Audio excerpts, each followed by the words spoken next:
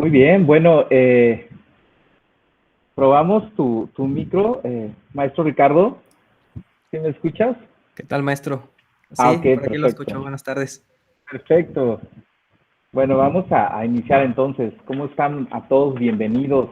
Bienvenidos y bueno, el tema que nos tiene el día de hoy aquí es fundamental, ¿no? Porque incluso ustedes ahorita que escuchen el currículum de Ricardo García, bueno, voy a decirle maestro Ricardo, pero ahorita van a entenderme por qué mi duda al momento de estar presentándolo, ¿no? Quiero presentarlo. Él es, bueno, el título de la ponencia del día de hoy, de esta conferencia que por supuesto nos hizo el gran favor de presentarnos, se llama Escuelita a Domicilio, una iniciativa para combatir el rezago educativo. Pero déjenme contarles un poquito de esta historia, ¿no? Y sobre todo no la historia del proyecto en sí, eso ya nos lo compartirá el compañero Ricardo. A lo que voy es que muchas de las veces nosotros en el ámbito educativo creemos que estamos peleados o que no estamos tan de la mano o con otras áreas del conocimiento, ¿no? Sin embargo, el día de hoy te vas a dar cuenta que nada está peleado con nada y que todo gira alrededor de un solo fin, que es aprender de la manera, por supuesto, que cada uno de nosotros tenga la habilidad de hacerlo. Ricardo Manuel García Manso es egresado de la Universidad de Guadalajara de la carrera de Ingeniería Biomédica. Es ganador del concurso DIVEC de Innovación en el año 2019, con un proyecto que se tituló Decodificación de la voz mediante procesamiento de bioseñales. Él es actualmente maestrante en ciencias de bioingeniería y cómputo inteligente. Participación en el proyecto de investigación, clasificación intersujeto e intrasujeto de señales SVEMG, utilizando redes neuronales para la intención del habla. A lo largo de nuestra carrera, nosotros en maestría y licenciatura hablamos mucho de la cuestión del cerebro, del funcionamiento del cerebro, ¿no? De la plasticidad también, porque a veces pensamos que los que somos más adultos ya no aprendemos de la misma manera que los niños, entonces todos tenemos esta habilidad, solamente es cuestión de desarrollarla. Durante este desarrollo del que yo hablo, bueno, se encuentran especialistas como nuestro compañero que el día de hoy se presenta. Y bueno, la bienvenida es a nombre de la Universidad Pedagógica Nacional. Él estará hablándonos de un proyecto que tiene que se llama Escuelitas a Domicilio, una iniciativa para combatir el rezago educativo y forma parte del ciclo de talleres y conversatorios virtuales juntos a la distancia. Y pues sin más preámbulos, voy a dejarlos con el compañero Ricardo García. Muchísimas gracias por aceptar la invitación, antes que nada, y aquí estamos conectados para lo que se ofrezca. Le pido a la audiencia que sea muy participativa, por favor, que haga todas las preguntas necesarias, porque muy pocas veces tenemos personas con esta preparación distinta a la que nosotros estamos habituados. Muchísimas gracias, Ricardo, y adelante. Al contrario, maestro Julio, siempre es un gustazo estar por aquí compartiendo este auditorio con usted y sobre todo con todas y todos ustedes, los alumnos de aquí de la Universidad Pedagógica Nacional, que siempre me ha recibido como si fuera mi casa, ¿no? Entonces, me siento más que agradecido y pues bueno, esperamos que esta plática sea enriquecedora para todas y todos ustedes y estoy en la mejor de las disposiciones para responder a todas sus preguntas, cuestionamientos, sugerencias y pues bueno, esperando aportar siempre para su formación tanto académica como humana. Y sin más preámbulos, maestro Julio, si me permite compartir la pantalla, les quiero compartir algunas diapositivas. Por favor, si me pudieran confirmar que se ve. Listo, maestro. Bueno, ya se ve Ya, ahí está. Excelente. Muchísimas gracias. Muy bien, pues ya como lo dijo el maestro Julio, la plática del día de hoy tiene que ver con este proyecto que tiene un carácter más que nada social, que es la Escuelita a Domicilio, que como su nombre lo dice, pues es una iniciativa que tiene la intención de combatir el rezago educativo, sobre todo en estas cuestiones en esta situación de crisis sanitaria que padece pues todo el mundo. Surgió esta idea de carácter social, pues con la iniciativa justamente de aminorar todas las consecuencias que se van a derivar después, durante y después de la pandemia. Entonces, permítame presentarles este pequeño temario de los puntos que quisiera abordar. No solamente quisiera platicarles sobre el proyecto en concreto, que es la escuelita a domicilio, sino también platicarles un poquito de historia, de dónde surge, cuáles son estos proyectos que están en pie de puerta, que se están desarrollando en el municipio de Tangamandapio, Michoacán, en donde tienen su casa. Y también hacer un análisis crítico, social, político, pero sobre todo, pues, educativo y pues con algunas cuestiones que tienen que ver, pues, con la pedagogía, con la inteligencia emocional y hasta un poquito de neurociencias, ¿no? Entonces, espero que este temario sea enriquecedor en todos los aspectos y podamos abordar, pues, la problemática que es esto del rezago educativo, ¿de acuerdo? Espero, pues, si llegan a tener alguna pregunta, algún comentario que quisieran hacer en el momento, pues estoy con toda la disposición de escucharlos y pues aquí podemos abrir la discusión, ¿de acuerdo? Muy bien. Pues primero que nada comencemos. ¿Qué es este proyecto de la escuelita a domicilio, no? Pues más o menos a principios de este año 2021 surgió por parte del equipo de CICIA, que principalmente se conforma de un grupo muy reducido de jóvenes, del cual yo soy quien los guía a todos. Entonces surgió esta iniciativa de poder propiciar a los niños, a los jóvenes del municipio de Tangamandapio de clases particulares que sean llevadas justamente, como le decía su nombre, pues hasta la puerta de sus casas, ¿no? Con la intención de poder atender todas las problemáticas que ya se estaban derivando por toda la cuestión que ahorita más adelante vamos a analizar de nuestro sistema educativo, ¿no? Por ejemplo, la sobrecarga de trabajos, el que no entienden los temas los niños, el cómo, por ejemplo, privar de la interacción social merma el aprendizaje, ¿no?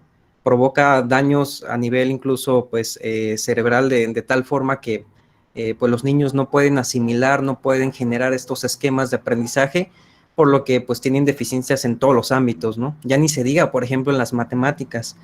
Entonces, yo que tengo esta formación de ingeniería, pues dije, bueno, yo tengo la intención de atender estas cuestiones del área matemática, que son por lo general las cuestiones un poco más complejas, ¿no? Que se pueden llevar a lo largo de una trayectoria académica, porque pues no es tanto porque los temas sean complicados o tengan un nivel diferente a los otros, no esa es la razón, sino porque principalmente nunca se nos explica de tal forma que sean atractivas este tipo de áreas, ¿no? Siempre los vemos como las tareas más complicadas porque así nos las hacen ver, no es porque realmente lo sean, sino porque así no, es como nos las están enseñando. Entonces ahí se vuelve todo un problema, ¿no? Que a veces tampoco entendemos estos conceptos, tampoco sabemos para qué sirven, ¿no?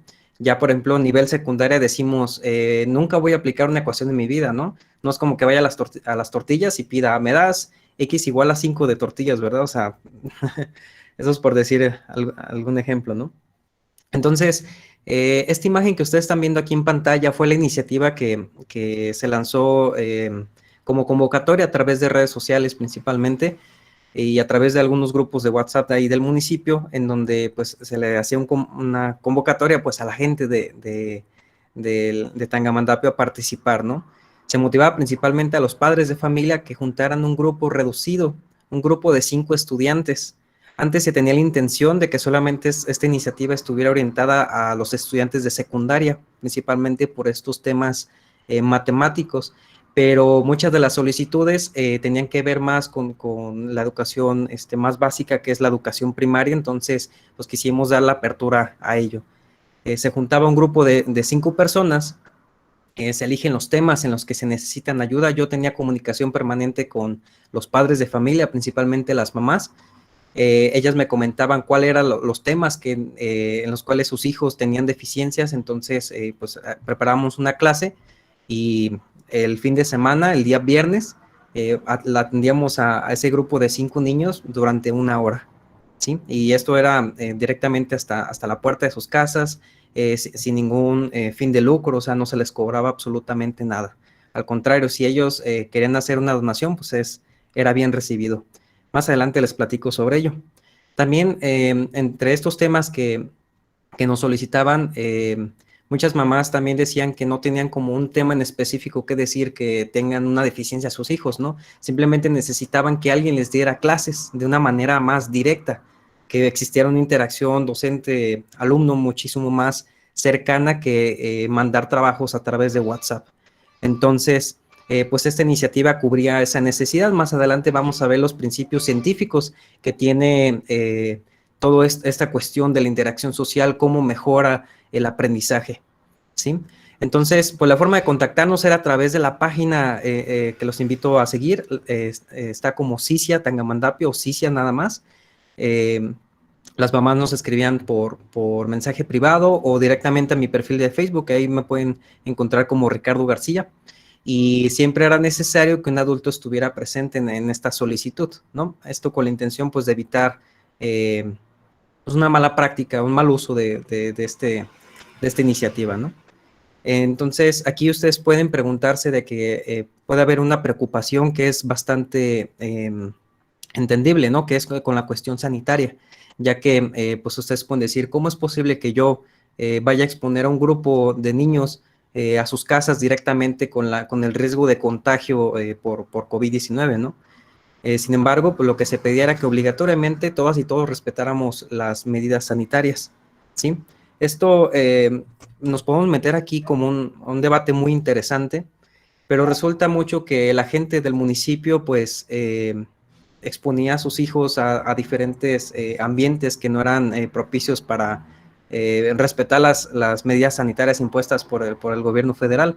Entonces, pues, no veíamos tanto problema en el hecho de que, por ejemplo, pues, creáramos un espacio adecuado, se respetaran las medidas y pudiéramos atender a los niños de esta manera, ¿no?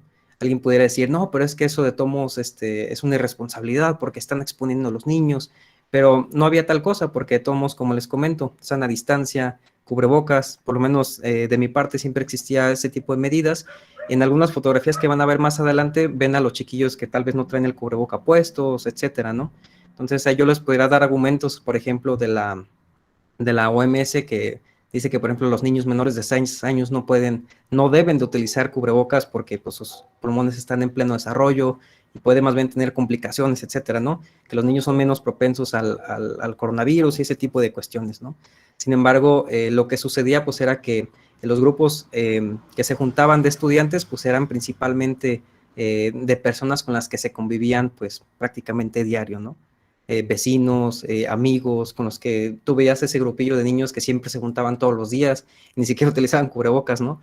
Entonces, sin embargo, pues para evitar cualquier tipo de complicación, lo que hacíamos era obligar ese tipo de medidas para poder nosotros brindar este servicio y que la tranquilidad pues sanitaria estuviera lo mejor posible.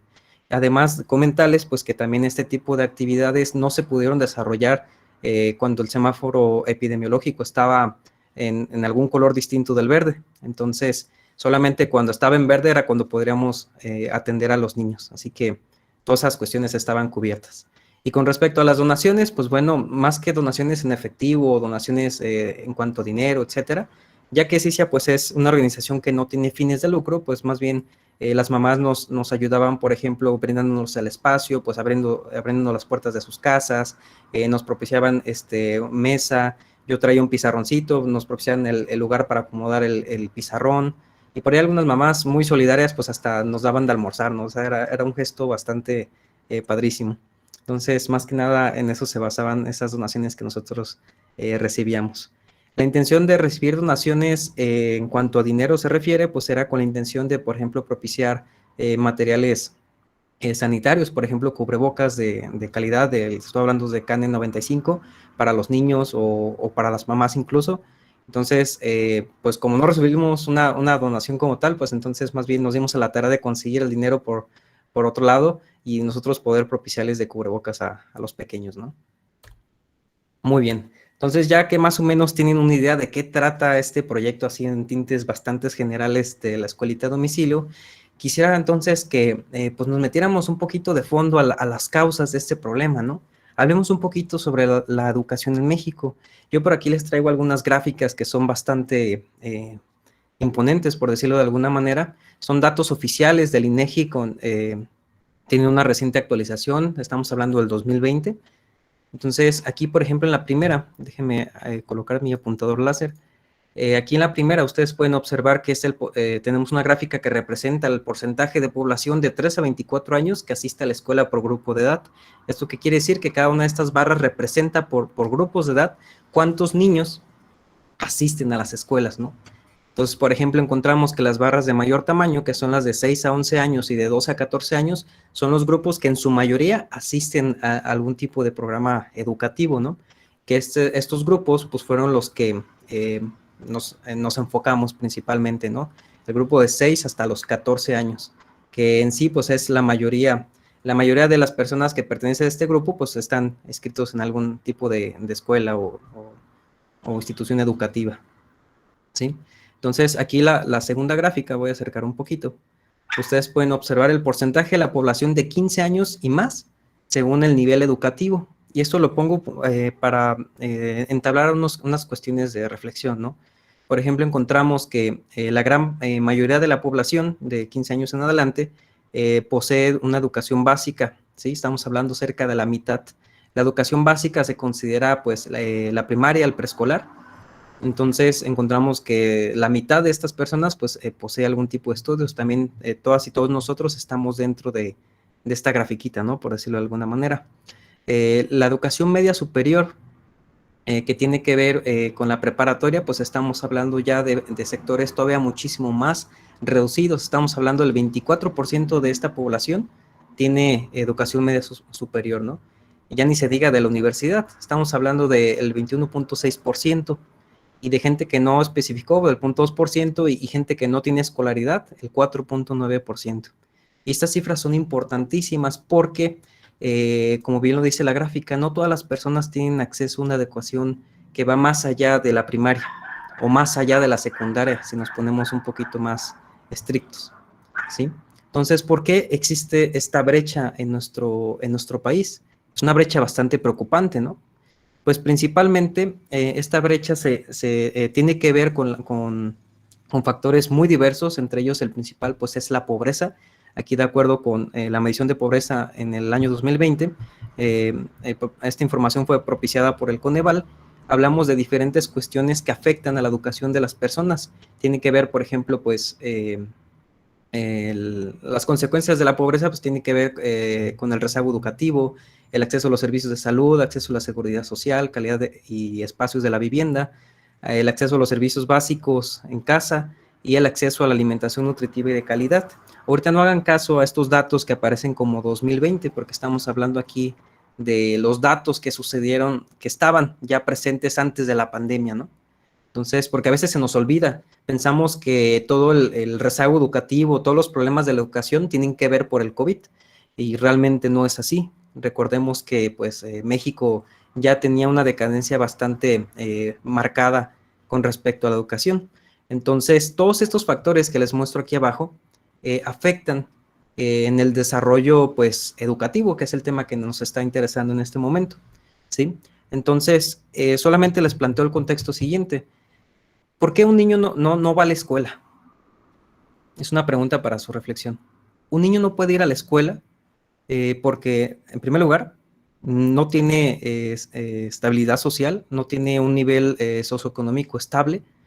Refiriéndome, por ejemplo, si pertenece a una familia que tiene escasos recursos, pues sus prioridades van a ser más en conseguir dinero para la subsistencia, más que para el crecimiento y desarrollo humano, ¿sí?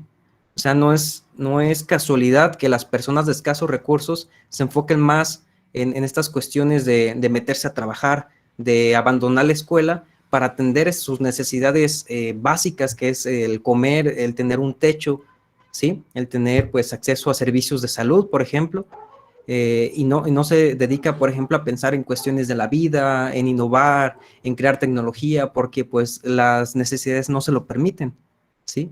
Entonces, estas son cifras preocupantes porque existe una gran cantidad de personas en situación de pobreza. Por ejemplo, aquí vemos el dato de esta gráfica, que la pobreza en general, estamos hablando que el 41.9% de las personas en todo el país está en esta situación. Estamos hablando casi de la mitad de las personas.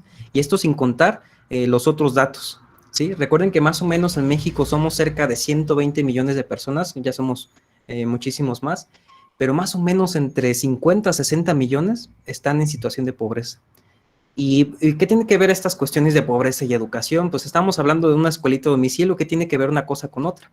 Bueno, estamos atendiendo las causas que provocan justamente estas situaciones que la iniciativa Escuelita a Domicilio pretende atender, aunque de una manera muy reducida, porque pues bueno, abarcar todo el país es bastante complicado, ¿no? Si el gobierno no ha podido resolver esta situación, un grupo de jóvenes está un poquito complicado. Sin embargo, pues estamos manos a la obra, ¿de acuerdo? Por aquí ya les desgloso datos todavía un poco más crudos con respecto a esto de cuestiones de la pobreza, que nuevamente quedémonos con la idea de que más o menos cerca de la mitad de las personas en México pues padece este tipo de situación, ¿no? Entonces las carencias sociales, económicas, van a mermar en la calidad educativa de los niños. Esto porque puede existir la deserción educativa, se salen de las escuelas, no tienen el dinero para cubrir los gastos de la escuela, etcétera, ¿no? O también, incluso si están en situación, por ejemplo, por aquí dice que existe una población que es vulnerable por ingresos. Esto quiere decir que son personas que sí pueden pagar este servicio, por ejemplo, cubrir todas las cuotas que estén relacionadas con la educación de sus hijos, pero están vulnerables a caer en una situación más complicada, ¿no? Entonces, imagínense estos niños que muchas veces vemos en las primarias, pues no comen, no almuerzan, tienen que salir de la escuela y luego se van al trabajo para ayudar a sus papás, para meter ingresos a la casa y pues poder seguir viviendo, ¿no? O sobreviviendo, si lo vemos de otra manera. Entonces los niños no pueden concentrarse, su eficacia educativa disminuye, pero brutalmente, no prestan atención a clases, ahí por ahí los vemos que hacen el ojo visco porque pues les cuesta mucho trabajo estar prestando atención. Y esto estamos hablando antes de la pandemia, ¿no? Cuando estábamos en las aulas, cuando veíamos a nuestros pequeños ahí en las aulas y pues los veíamos que no ponían atención, tenían comportamientos que no eran los adecuados socialmente, y esto pues tiene que ver por todas esas complicaciones que van derivadas de la pobreza, ¿sí? Entonces solamente para plantearles el contexto de este problema tan grande, pues que no solamente afecta al país, pues afecta a todo el mundo, ¿sí?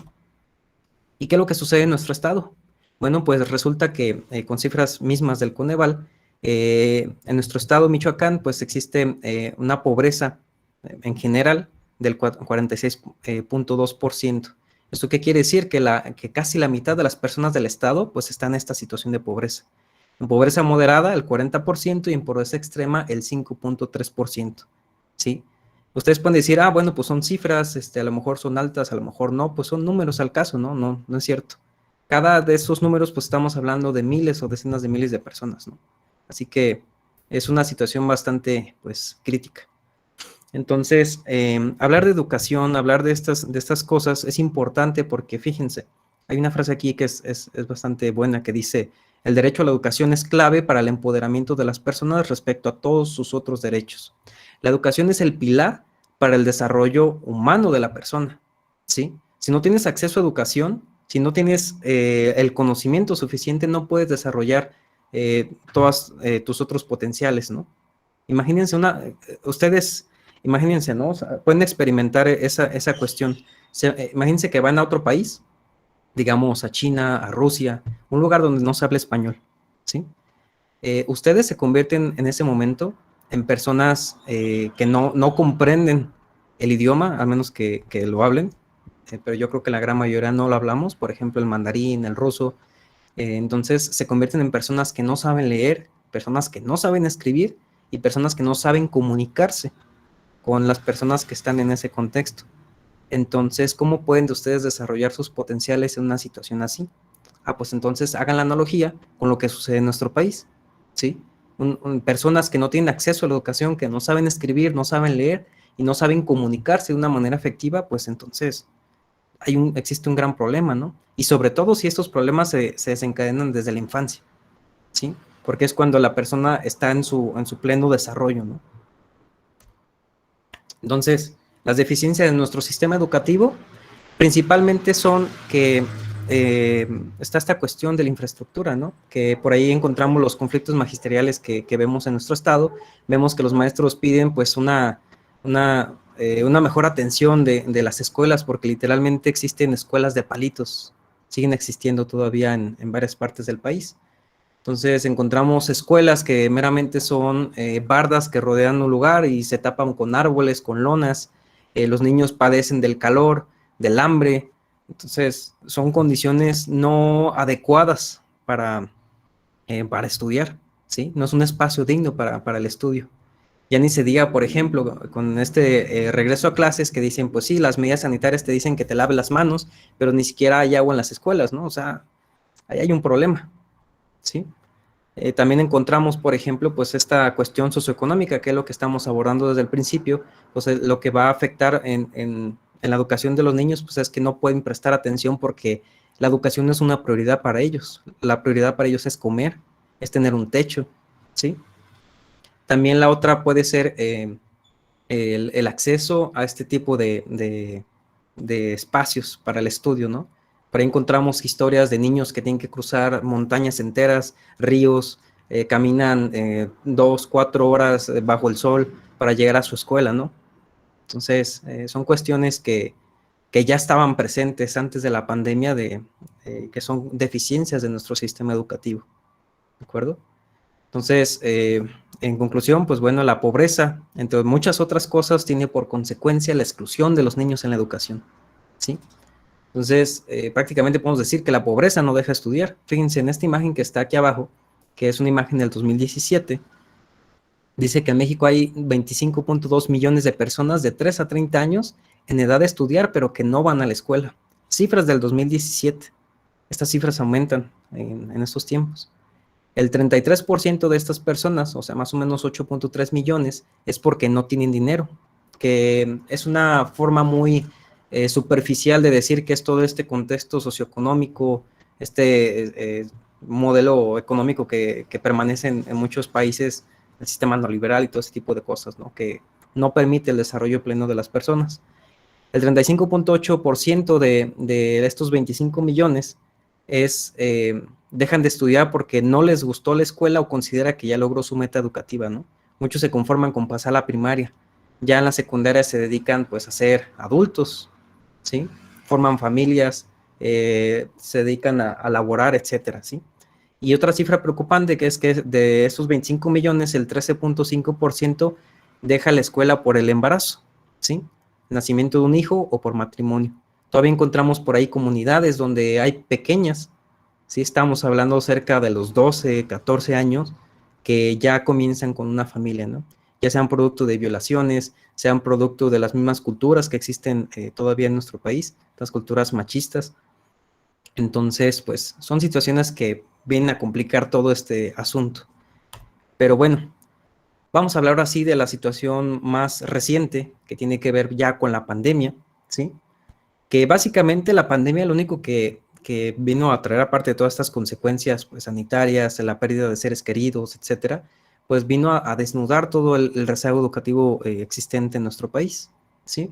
Por ahí varios autores mencionan que el rezago educativo puede darse por los siguientes factores, ya sea por la exclusión del sistema educacional, esto quiere decir que se salgan los niños por cualquier situación, el aprovechamiento escolar inferior al mínimo necesario, que es un punto muy importante que vamos a abordar más adelante, la extraedad, que básicamente es la repetición de cursos que los niños se atascan, se atrasan por estar repitiendo cursos y no pueden aprender porque tienen esta frustración, ¿no? Y es un ciclo que al final desencadena en que el niño salga de la escuela, ¿no? Que es el abandono prematuro, la deserción escolar. Pero bueno, ¿qué medidas se implementaron por parte del gobierno durante la pandemia? No sé si todas y todos ustedes recuerden el modelo de Aprende en Casa, que fue un modelo que puedo decir que fue bastante inteligente, pero también tiene unos puntos muy, muy fuertes en cuanto a sus deficiencias se refiere. Me explico. Un punto interesante fue que este tipo de programa, era como dar clases, pero utilizando todo el sistema de comunicación a través de la televisión, ¿sí? Cerca del 90% de la población en México tiene un televisor en casa, ¿sale? Entonces la televisión todavía sigue siendo una de las herramientas de comunicación más efectiva, incluso aún más que el internet. Ahorita vamos a ver por qué.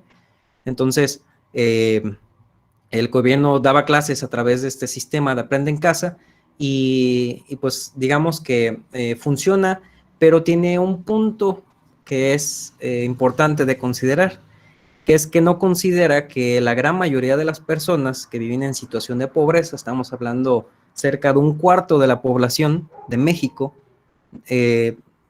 no posee, por ejemplo, electricidad, por decirlo de alguna manera, ¿sí? No tiene electricidad para prender un televisor, entonces no puede acceder a este tipo de educación.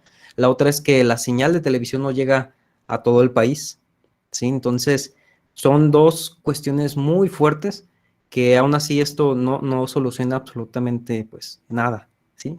Aporta, pero digamos que superficialmente. Esto es una crítica, esperemos que sea constructiva, no tiene intenciones de hacer posicionamientos políticos ni nada por el estilo. Ahora veamos la cuestión del acceso al Internet. Por ejemplo, encontramos que en las zonas urbanas el 76.6% de las personas pues tiene acceso a Internet. Y esto es obvio, ¿no? Hasta vamos a una ciudad y todas las personas tienen Internet, la gran mayoría. En las zonas rurales resulta que menos de la mitad posee Internet. Y luego vienen cifras preocupantes, el acceso a computadoras o este tipo de tecnologías, ya sean celulares, de la población en general, estamos hablando que menos del 60% de los estudiantes tiene pues, acceso a este tipo de dispositivos. Y en situaciones de pobreza, pues estamos hablando que los estudiantes tienen, menos del 30% tienen acceso a esta tecnología. Entonces, se volvió muy deficiente este sistema de educación en línea porque no todos tienen las herramientas pues para seguir adelante, ¿sí? Esto lo podemos encontrar incluso, no hay que irnos tan lejos, en nuestros pueblos, nuestros municipios, existen muchísimas deficiencias en primaria, secundaria, preparatoria, universidad, ya en maestrías un poco, en posgrados y eso ya es un poco más complicado que se dé, pero de todos modos existen casos, ¿no? Entonces, pues, la pandemia simplemente vino a resaltar todas estas problemáticas, ¿sí? Pero bueno, hay que ver qué tipo de responsabilidades tenemos todas y todas nosotros y qué soluciones podemos aportar, ¿no? Que también ya hablamos mucho de los problemas, pero también hay que hablar sobre las soluciones, ¿no? Primero hay que deslindar responsabilidades.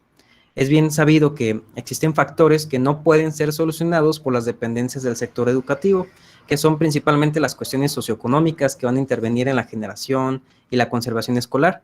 Por ejemplo, el costo de oportunidad, que hace referencia al costo que se genera por mantener, por ejemplo, a tus hijos en clase, ¿no? O sea, el costo que te cuesta mandarlos a la escuela, darles de desayunar, propiciarles los libros, los materiales que necesita, el uniforme, etcétera, ¿no? Ese es el costo de oportunidad.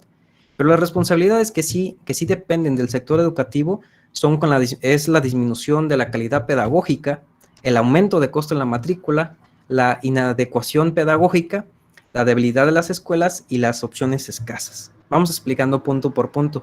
Ahorita voy a explicar las que están más resaltadas. Vamos con el aumento de costo en la matrícula.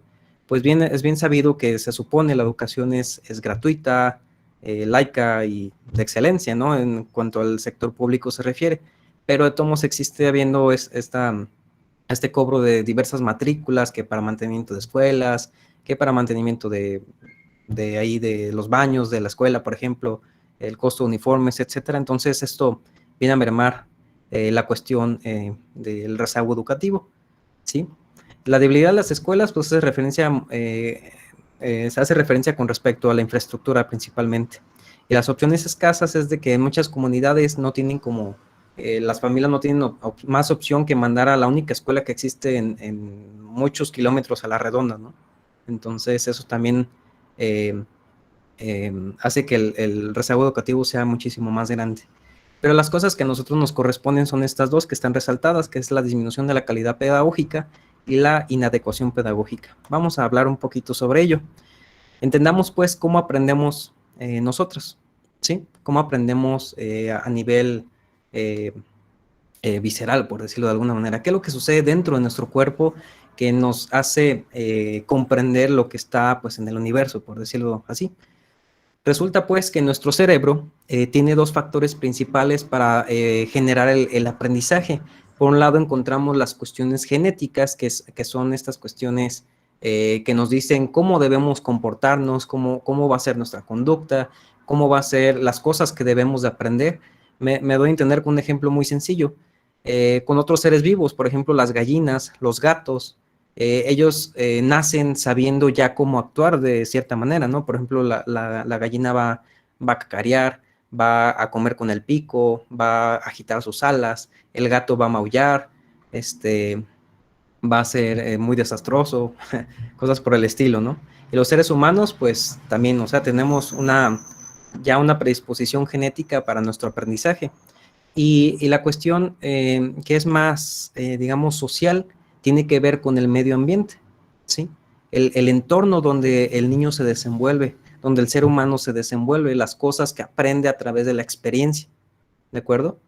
Entonces, vemos que en nuestro cerebro se generan unas cuestiones que por ahí Jean Piaget decía que son los esquemas, que son patrones organizados de pensamiento, de comportamiento. Esto quiere decir que nuestro cerebro es capaz de organizar todas las neuronas, que es el concepto que por ahí el maestro Julio comentaba al principio, que es la plasticidad. Es como si el cerebro se moldeara tal cual, ¿no? O sea, es capaz de generar conexiones neuronales de tal forma que genere estos esquemas para aprender algo nuevo. Por ejemplo, ustedes pueden generar un esquema nuevo en su cerebro cuando, por ejemplo, tocan un nuevo instrumento. Si no saben tocar ningún instrumento, pues la primera vez que tocan la guitarra, el piano, que se aprendan la canción de Martinillo, ya con eso pues generan un esquema nuevo en su cerebro, hacen un recomodo de sus neuronas, de tal forma que les va a permitir pues tener ese conocimiento ahí, ¿no? Por ahí también Jean Piaget decía que podemos mejorar este aprendizaje a través pues de la adaptación, que es la construcción de esquemas a través de la experiencia directa, ya sea por asimilación o por acomodación. ¿Eso qué quiere decir? Pues la interacción directa con los eventos, con las personas, con los instrumentos de conocimiento, ya sean libros, tiene una forma más eficiente de generar un esquema de aprendizaje. Ustedes lo pueden ver de la siguiente manera. Cuando ustedes agarran un libro físico, ¿sí? Que agarran pues, un libro con sus manos, tiene unas cuestiones muy interesantes que generan pues que su cerebro genere un esquema de aprendizaje muchísimo más eficiente que si, por ejemplo, leen un libro de manera virtual, ¿sí? Estos son por otras cuestiones más de electrofisiológicos y todo ese estilo, ¿no? Que me gustaría hablar más a profundidad. Espero después se presente la oportunidad para platicarles de estas cosas más a detalle, ¿no? Muy bien, entonces, fíjense, ¿por qué les platico este tipo de cosas? Pues resulta que cuando llega la pandemia, a los niños los sacamos de clase, ¿no? Los sacamos de las aulas, los metimos a casa y los pusimos a aprender a través de una pantalla. ¿Qué es lo que afecta a los niños con respecto a su aprendizaje? Pues el medio ambiente cambió. Ya no existe una experiencia directa para generar conocimiento, para generar esquemas de aprendizaje, ¿sí? Meramente es la recepción a través de los estímulos visuales, auditivos, pero ya no existe esta, digámoslo de esta manera, kinesiología, esta interacción física con las personas que nos permita hacer que se generen las conexiones neuronales necesarias para aprender de la mejor manera. Entonces, pues se vuelve toda una complejidad. Por eso yo aplaudo sinceramente la medida que tomó el gobierno de regresar a clases, tomando todos estos argumentos científicos de que los niños son menos propensos a ser hospitalizados por COVID y ese tipo de situaciones. Entonces, el hecho de estar interactuando con más seres humanos también afectan a generar estos esquemas de aprendizaje, ¿sí? Estaría interesante, por ejemplo, desarrollar un estudio, una investigación que vea, por ejemplo, cómo es la dinámica cerebral a través de una resonancia magnética entre las personas, entre los niños que regresan a clases y los niños que se quedan en casa, ¿sí? Yo esperaría ver que, por ejemplo, los niños que se quedan en casa tienen una disminución en la actividad cerebral encargada, por ejemplo, de la interacción social, también del aprendizaje, de la regulación emocional, etcétera. Y en contraposición con los niños que regresan a clases, pues tienen nuevamente este desarrollo, ¿no? Eso estaría interesante de ver y podríamos comprobar esto. De acuerdo. Les quiero platicar algo muy importante. Con lo que me refería con la inadecuación pedagógica, es que muchas veces nosotros cuando damos clases, impartimos cosas, simplemente lo que hacemos es discutir contenido, ¿sí? O sea, por ejemplo, en cuanto a los valores, nosotros vemos en clase valores, cuestiones de ética, sí, pórtate bien, debes de ser honesto, respetuoso, pero se discute como si fuera un contenido, ¿sí? Y ese es un problema, ¿por qué? Porque se ve como si fuera algo muy superficial, no existe realmente esta interacción de generar una experiencia de, ok, debes de ser responsable porque pues puedes generar estas cosas, etcétera, ¿no? No se genera esa motivación, no existe la activación efectiva de todos los mecanismos cerebrales que regulan, por ejemplo, las emociones para generar esquemas de aprendizaje muchísimo más fuertes, más consolidados y que pues la persona realmente entienda lo que está aprendiendo, que realmente lo pueda aplicar. Y eso es lo que resulta de, por ejemplo, en el área de las matemáticas, que tengo ahí un poquito más me he metido más en ese asunto, ¿no? Porque las matemáticas son complejas, pero es por cómo te las enseñan, cómo te las hacen percibir. Son complicadas no porque realmente lo sean, sino por cómo te las están enseñando. No existe esta experiencia que te diga, qué bien, o sea, no es que vaya a pedir X igual a 5 de tortillas, sino que más bien esto representa una variable para compactar datos, para representar ciertas cosas, para abstraer ideas del universo, etcétera, ¿no? Que eso, por ejemplo, yo muchas cosas que he aprendido a lo largo de mi formación académica no las entendí hasta llegar a la universidad, o no las entendí incluso hasta llegar al posgrado. Entonces, es como, imagínense, si no nos damos cuenta de eso, pues vamos por la vida pues solamente con contenidos, pero sin experiencias reales, ¿saben? Entonces, eso representa un problema importante. Entonces, ¿qué es lo que yo recomiendo? Ustedes, yo supongo que la gran mayoría pues están estudiando pedagogía. Entonces hay que acercarnos a estas cuestiones neurocientíficas que puedan sonar complicadas, pero son realmente muy sencillas. Apelar a estos mecanismos cerebrales que todos los niños tienen o todos los estudiantes pues están, pues lo tienen en ese momento, ¿no? Porque el hecho de aprender pues activa todas estas cosas. Y me refiero al hecho de que nosotros podamos generar emociones en las personas, generar experiencias para consolidar el aprendizaje. No solamente se trata de discutir un contenido de que, sí, mira, las emociones son el patrón dinámico conductual que evoluciona, bla, bla, bla, bla. O sea, apréndetelo de memoria y vas a ser un buen estudiante. Sacas tu 10 y eres lo mejor. No, no, no. O sea, traten de generar realmente una experiencia. Este conocimiento de qué te sirve, cómo lo puedes aplicar, ¿sí?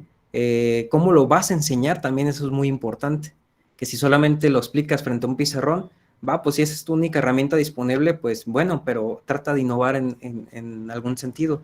Por ejemplo, pueden enseñar matemáticas utilizando analogías, que eso a mí me encanta hacer y lo hago incluso con mis estudiantes de universidad. Les pongo jirafa, les pongo changuitos, manzanas, plátanos, y ellos se quedan como de, oiga, profe, estos son temas de primaria, de kinder, ¿no? ¿Por qué nos pone esto? Y les digo, es que mi intención no es tratarlos como niños, sino simplemente les quiero hacer que entiendan que hagan la abstracción de este conocimiento y realmente puedan entender de qué lo que les estoy hablando, ¿sí? Yo apelo mucho a generar ese tipo de experiencias. El hecho de que ya explique las cosas de forma diferente, de una forma tal que sea un poquito más divertida, entretenida, pues genera una experiencia enriquecedora, ¿sí? Fíjense, por ejemplo, vamos a discutir lo que está aquí en esta diapositiva. Tenemos que, pues sí, las emociones son estas cosas que nuestro cuerpo produce como respuesta a estímulos que vienen del ambiente, ¿no? Ya sea a través de nuestra percepción de la vista, del oído, de nuestros sentidos, se generan siempre, pues, respuestas emocionales, ¿no? Que al final terminan siendo sustancias que viajan por nuestro cuerpo meramente y producen cambios en el organismo, ¿sí? Entonces, lo que sucede en el cerebro, hay un circuito que se conoce como el circuito de Papez, que habla sobre cómo viajan las emociones a través del organismo, que tiene que ver, por ejemplo, llega al estímulo emocional, que será, por ejemplo, esta experiencia que yo les comento, de explicar las cosas de una forma diferente con changuitos y jirafas, en vez de solamente ecuaciones, acá todas feas, ¿no? Entonces, lo que sucede es que esa información pues llega al tálamo, que es esta parte central en el cerebro. Recuerden que, pues bueno, toda la información viaja por la médula, llega a este punto central que es el tálamo, la conexión entre este palito del cerebro y todo lo demás. Entonces, la información tiene dos vertientes. La primera es la vía de pensamiento, que es la que está de color amarillo, que es básicamente que viaja la información hacia arriba, hacia la parte más exterior del cerebro, la parte de arriba, lo que nos hace ser pues diferentes a los animales, ¿no? Lo digo entre comillas. Que la parte de la inteligencia humana, el neocórtex, la corteza, ¿sí? Y pues como viene de los sentidos, pues llega a la corteza sensorial y ahí se procesa. Ahí es donde la conciencia está presente y dice, pues sí, el profe dijo esto de los changuitos, así, qué chido, qué interesante, ¿no? Entonces esa es la vía de pensamiento. Pero lo interesante es cuando apelamos a la vía del sentimiento, que es la que está aquí de color rojo. La información llega a un lugar que se conoce como el hipotálamo, que es esta estructura azulita que está por este lado, que para no hacerles complicado el asunto, simplemente se comunica con las otras zonas del cerebro a través de sustancias, ¿no? Es como le dice, hey, llevo información, ponte al tiro, ¿no? Viaja por el tálamo anterior, llega a la corteza cingulada, que es lo que se conoce como el sistema emocional, el sistema límbico, que ahí es donde se empiezan a producir todas estas sustancias que viajan por nuestro cerebro, pero estas sustancias también afectan a todas las neuronas, ¿sí? Hace que tengan, si ya tienen una conexión en un grupo, pues ahora se van a conectar de tal forma que van a permitir que esa experiencia de haber aprendido con changuitos y manzanas y plátanos se asemeje ahí. Entonces exista la comprensión real de un concepto que sea muy complicado, ¿sí? Yo, por ejemplo, ahí con los chicos de ingeniería biomédica les explico cosas como cómo hacer una prótesis, ¿sí? Y ustedes pueden decir, ay, no manches, qué complicado, ¿no? Pero realmente no. O sea, les explico así con changuitos y manzanas y después terminan pues sabiendo muchas cosas y las entienden, saben cómo llevarlas a la práctica. Y es justamente porque les apelo a esta vía del sentimiento, porque la vía del pensamiento siempre va a estar presente, ¿sí? Mientras seamos conscientes, seres pensantes, ahí va a estar, ¿no? Pero la vía del sentimiento es a la que debemos de apelar. Entonces, una vez que ya llega la corteza cingulada, todo esto del sistema límbico, que es toda esta estructura de color amarillo, que es donde se produce todo el despapalle en el cerebro, entonces lanza las sustancias adecuadas y, por ejemplo, llega a una zona que es la parte del hipocampo, que es donde se genera la memoria, donde se guarda ese aprendizaje. Y después, en paralelo, se van a generar dos respuestas, ¿no? Una respuesta corporal, que eso es inevitable. Las personas cuando sienten emociones tienen cambios en su cuerpo, sudan, su temperatura aumenta, disminuye, el corazón se acelera. Por ejemplo, cuando ustedes aprenden algo nuevo que dicen, wow, qué padre, hasta sienten como la piel de gallina, ¿no? Esas son respuestas corporales. Y si ya generamos una respuesta corporal, pues ya la hicimos, porque en paralelo se genera una experiencia emocional. Gracias al hipocampo, que es el de la memoria, ya concretó un nuevo esquema de aprendizaje, ya se generó ese nuevo aprendizaje que nosotros estamos buscando, ¿sí? Entonces, esta es la tarea que ustedes tienen como pedagogos. No necesitan comprender esto muy a fondo, sino simplemente tengan bien presente que sí pueden generar un aprendizaje efectivo si generan experiencias, si generan emociones, ¿sí? Y ahí les va. También se pueden generar emociones, pero emociones que sean menos fructuosas para el aprendizaje, lo que se conocen como emociones negativas, que no necesariamente son malas, simplemente son negativas en muchos aspectos, pero son vitales, como lo es la ira, el miedo, ¿sí? Pero ahí les va, nosotros tenemos una responsabilidad muy grande como docentes. Cuando estamos enseñando a los niños y no comprendemos, por ejemplo, no tenemos ni un grado mínimo de empatía por nuestros alumnos, pues somos súper gachos, ¿no? Son cortantes, somos tajantes con los alumnos. Es que ya no está chiquito, es que ese comportamiento es de un niño del primero de primaria, compórtate como debe ser. Cosas de ese estilo, ¿no? Entonces, eso también va a apelar a la vía del sentimiento y va a generar un esquema de aprendizaje, pero que no va a ser el que esperábamos, ¿no? Vamos a generar inseguridades en el niño, vamos a generar el desinterés por aprender cosas, pues porque el maestro le dice que el niño es un... ¿Sí? Entonces, tengan mucho cuidado porque ustedes son muy responsables, tienen muchísima responsabilidad en el aprendizaje de los niños, porque justamente ustedes son pues la figura de autoridad que tienen ahí los niños, ¿no? Son el guía de aprendizaje y pueden enseñarle tanto cosas buenas para su vida como cosas malas. Así que muchísimo cuidado. Entonces, tiene una tarea muy importante, pues es eso. Ok, aquí quiero hacer una pausa por si existen algunas preguntas. Maestro Julio, ¿pudiéramos abrir aquí un pequeño espacio para algunas preguntas? Claro que sí, vamos a abrir un espacio para preguntas y para poder compartir con el compañero Ricardo, que ha tocado cosas que por supuesto necesitamos en nuestro ámbito y en nuestro transitar por esta cuestión educativa. Voy a hacer unos comentarios referente a lo que nos acaba de decir y creo que con algunos lo hemos visto en clases y es bien importante. Me llama muchísimo la atención la cuestión de que a veces vemos tan lejana los contextos, los distintos contextos en los que nos desenvolvemos. A veces creemos que el contexto que nos tocó vivir o la forma en que nos tocó vivir es como vive el resto de la sociedad, ¿no? Sin embargo, lo acaba de decir muy atinadamente el compañero Ricardo, a la vuelta de la esquina están contextos totalmente distintos a los nuestros. A la vuelta de la esquina de nuestras comunidades hay gente que no tiene las mismas posibilidades que nosotros para poder accesar a la educación, ¿no?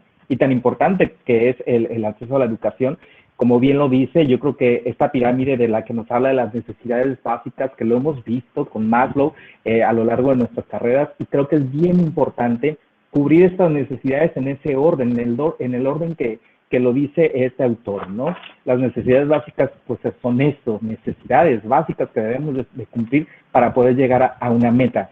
El otro punto que me parece bien importante es la cuestión de emocionar a nuestros alumnos. Creo que si logramos emocionarlos, ellos aprenden yo creo que lo hemos experimentado en carne propia, ¿no? Cuando preparamos una clase en la que emocionamos a nuestros alumnos, después ellos mismos hacen alusión a ese día especial en el que vimos tal cosa, porque es efectivamente la razón por la que se emocionaron y aprendieron de una mejor manera. De la emoción al sentimiento, eso es un tema que a mí me llega mucho porque efectivamente, como dice el maestro Ricardo, tenemos una responsabilidad tan grande los docentes que a veces si no conocemos la cuestión emocional podemos causar problemas a largo plazo en los niños. Yo les voy a poner un ejemplo muy sencillo. Cuando yo era muy chico en primaria, había un maestro que seguido me pasaba al frente, ¿no? Entonces, de ser una emoción del miedo, una emoción, de ser el miedo una emoción en los primeros días, se fue convirtiendo en un sentimiento. Y gracias a este docente, esa emoción se convirtió en un sentimiento que duró muchísimo tiempo hasta que no tuve la capacidad de trabajarlo. Y mi miedo era poder pasar al frente en cualquier escenario, ¿no? Entonces tuve que trabajarlo ya de manera personal, pero fíjense, este ejemplo que les pongo es para que podamos ser conscientes de esa responsabilidad de la que habla el compañero Ricardo. Bueno, y aquí entonces es momento de poder participar el resto de los que estamos reunidos hoy para poder compartir con Ricardo y hacerle todas las preguntas necesarias, porque creo que lo que trae a colación es bien importante para todos nosotros. Podemos usar el chat o quien guste abrir su micrófono. Este es el momento, chicos y chicas. Sí, nada más una pequeña intervención, maestro Julio, antes. Sí, Tal vez se adelante. estén preguntando todavía que, bueno, ¿en qué momento vamos a hablar de la escuelita a domicilio? Ahorita solamente es como un pequeño intermedio para ver si existen preguntas de estos contenidos que acabamos de abordar. Así que estoy en toda la disposición. Oye, Ricardo, creo que lo de las escuelitas fue un pretexto, ¿no? Para poder mostrarnos todo este panorama. Claro que sí. Siempre es Muy bueno buena platicar de estrategia, todo. ¿eh? Claro que sí, claro. A ver, chicos, entonces hagamos las preguntas, los comentarios necesarios, por favor. Hay que aprovechar a Ricardo que el día de hoy se encuentra con nosotros. Compañeros maestros que están conectados también, por favor.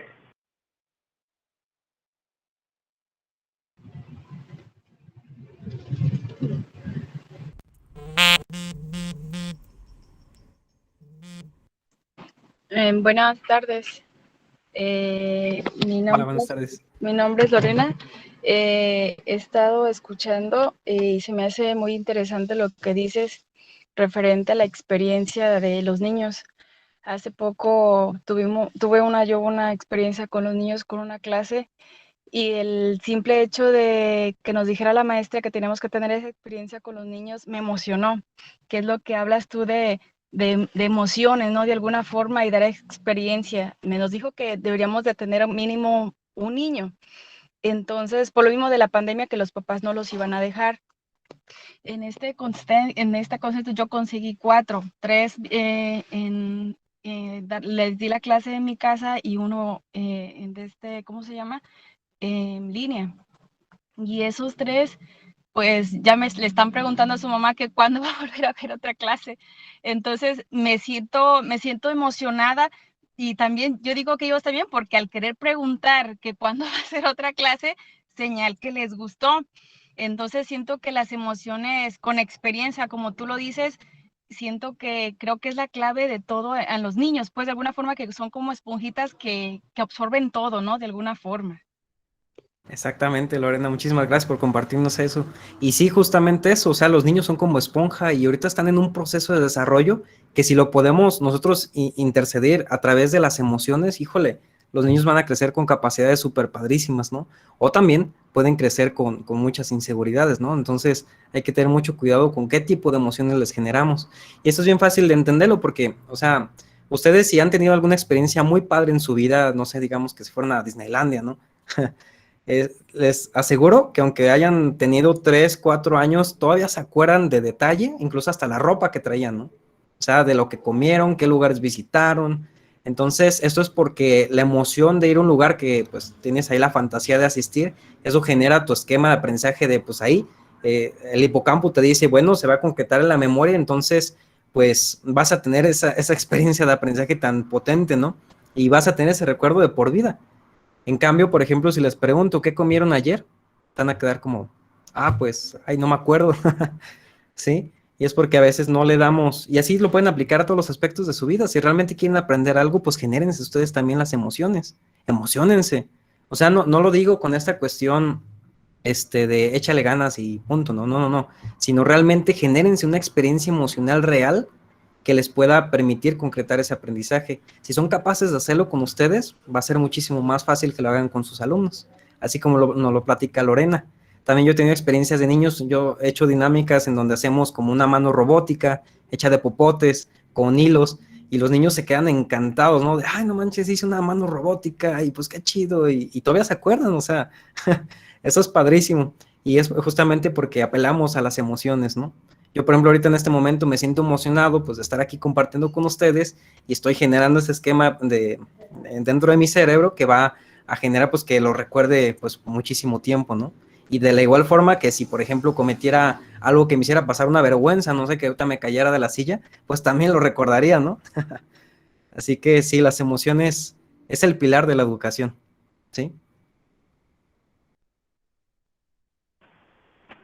Muy bien, Ricardo, te leo un comentario de Laura Negrete. Dice que yo pienso que es verdad que al estar a distancia muchos aspectos son descuidados.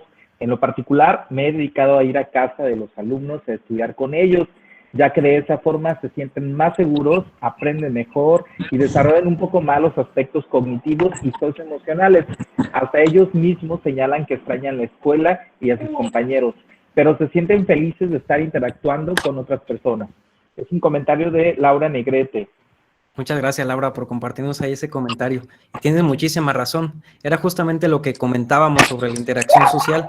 Si los niños tienen esta posibilidad de generar sus esquemas de aprendizaje a través de la interacción con otras personas, pues híjole, pues esa es la manera más efectiva. Por eso a mí la pandemia me preocupaba tanto porque a los niños, a encerrarlos a sus casas, y vamos a tener una generación que no ha podido interactuar pues con su propia generación, ¿saben? Entonces eso va a conllevar muchos problemas sociales y esperemos que no sea tan complicado como se los platico, pero sí debemos darle una vital atención a ese tipo de cuestiones, ¿no? Hay que considerar que esta generación, pues, ya son prácticamente 2 generaciones, ¿no? Las que están afectadas, entonces, pues, vamos a darle con todo, ¿no? Para poder tener esas cuestiones de interacción, ¿no? Principalmente. Creo que Muy por bien, ahí. Andrea levantó la mano, me parece. Adelante, Andrea. Sí, buenas tardes antes que nada. Buenas Este, tardes. al principio, Ricardo, comentaste que cuando recién empezó la pandemia se afectaron mucho a los niños por el cambio de ambiente, se podría decir. Y pues efectivamente sí, y creo que van a seguir, bueno, cuando se regresen a las clases presenciales, sí se verán un poco afectadas. A mí cuando recién comenzó la pandemia, yo hice mi club de tareas,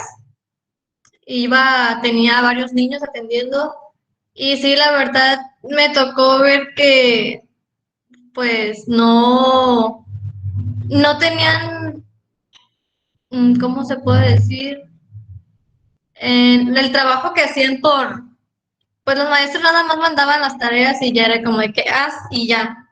No era como que explicaban, entonces sí se retrasaron mucho los niños que ya deberían de aprender a leer, pues obviamente no sabían, ni siquiera conocían muchas las letras.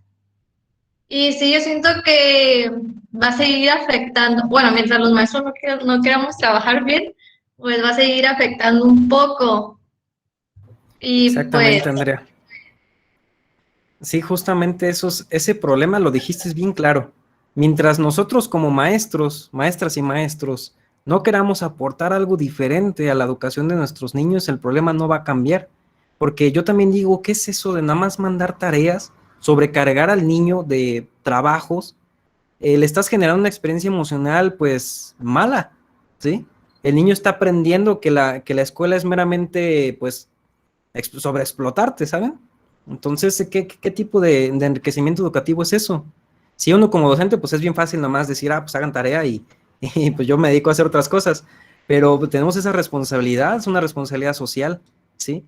Debemos de atender esa parte y fíjense, si lo pensamos de esta manera, todas y todos ustedes, aquellos que atendieran a los niños personalmente en grupitos pequeños, si fueron a sus casas o los citaron en su propia casa, ustedes desarrollan el mismo proyecto de escuelita a domicilio, ¿sí?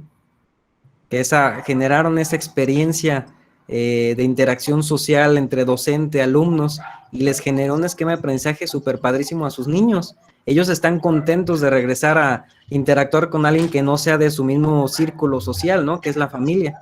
También necesitan el enriquecimiento que le puede proporcionar la misma sociedad, ¿no? En este caso, el entorno social de la escuela, ¿sí? El aprendizaje de jugar, de divertirse, de platicar, de propiciar estas habilidades sociales. Eso es vital para el aprendizaje del ser humano. Por ahí siempre repetimos mucho la frase de el ser humano es un ser sociable por naturaleza, pero realmente entendemos lo que dice esa frase, pues tiene que ver justamente con eso, ¿sí?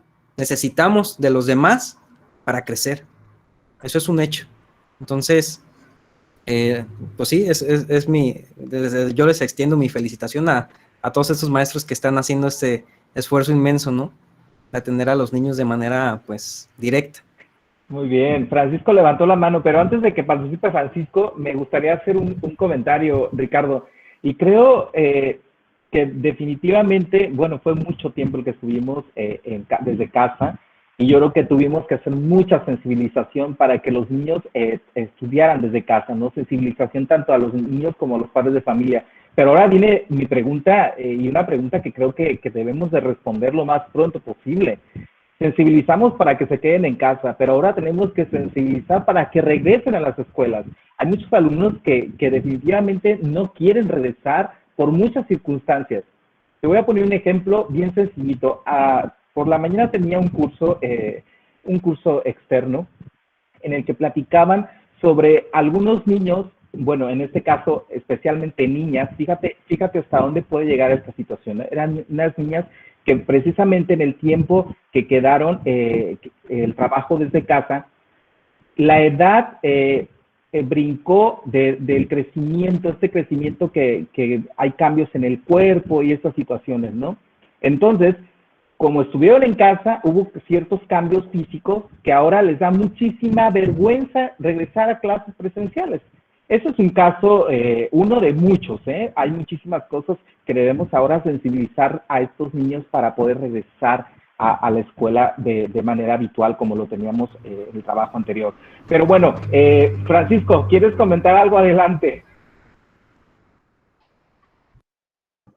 Maestros, ¿qué tal? Buenas tardes. Maestro Ricardo, gracias por compartirnos un poco. Yo iba casi al hilo del maestro Julio. Yo tenía la opinión de resaltar que la falta de preparación de los alumnos es un problema tremendo y la falta de preparación al momento de convivir. Creo que ese es como que les ha afectado. O sea, si hacemos memoria, tenemos niños de quinto grado que ahorita ya mágicamente aparecieron en primero de secundaria, y ese brinco mágico los deja completamente desubicados, ¿no? Esa era mi percepción del mayor problema que tenemos dentro de la escuela. Y maestro Ricardo, hablamos mucho de problemas. Yo quería preguntarle, desde su trinchera, ¿qué problema cree que tienen a mayor rasgo los alumnos o que van a presentar más? ¿Y cómo nosotros los docentes podríamos enfrentar esto?